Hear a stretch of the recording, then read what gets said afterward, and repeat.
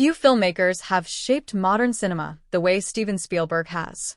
From Jurassic Park and Saving Private Ryan to Schindler's List and Close Encounters of the Third Kind, Spielberg's work has consistently redefined genres.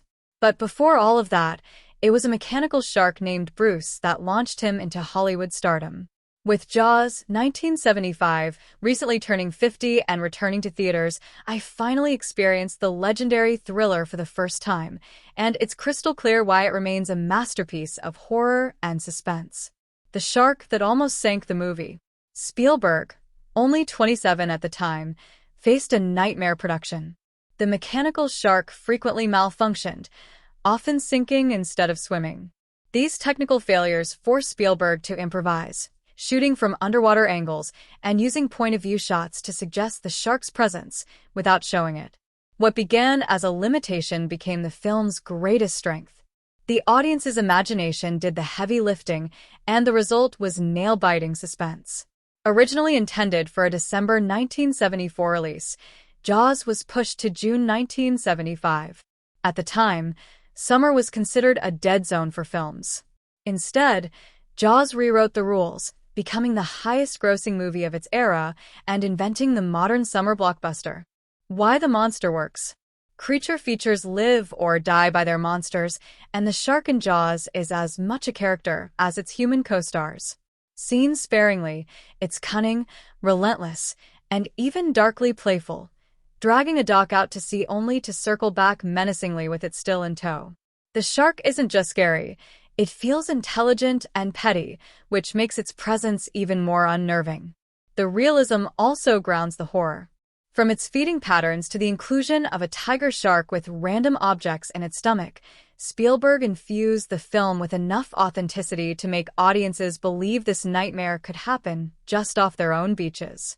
That blend of believability and cinematic flair is why Jaws scarred generations into fearing the ocean.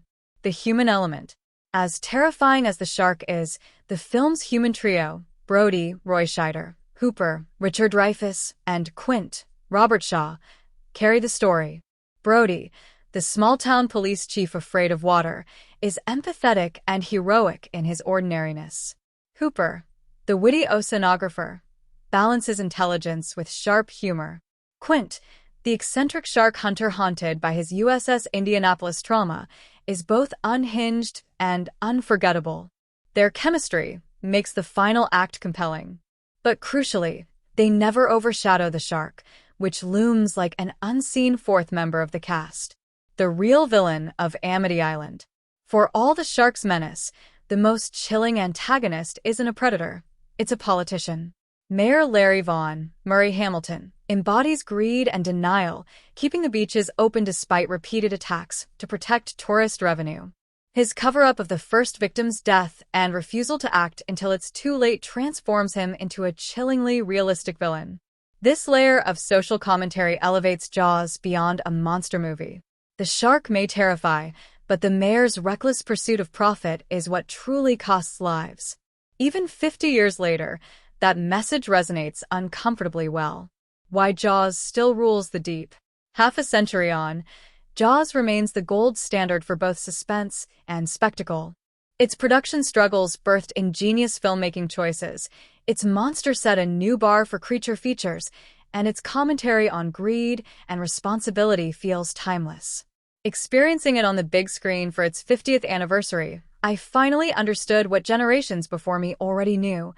Jaws isn't just a horror classic, it's one of the greatest films ever made.